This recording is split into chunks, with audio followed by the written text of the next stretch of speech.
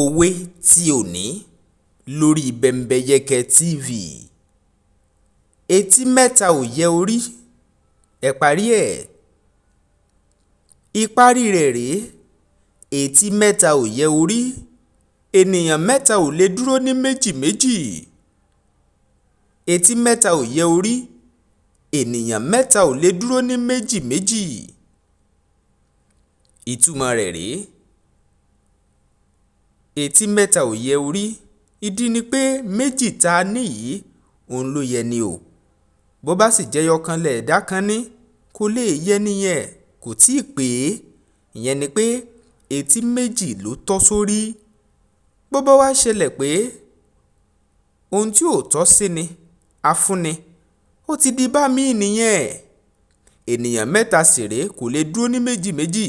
Ìyẹn ni wípé a lè tanra wa jẹ ohun tá a mọ̀ lámọ̀. Ẹ mọ̀ wípé ohun tá a mọ̀ lámọ̀, ajá tó wà nínú ìwé ṣó lè bùyàn jẹ ni? Rárá ní ìdáhùn.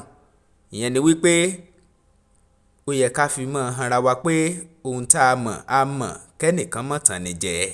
Bembeyeke TV jẹ́ ìkànnì tó o ti lè ríròyìn bó ṣe ń lọ wò nígbà gbogbo.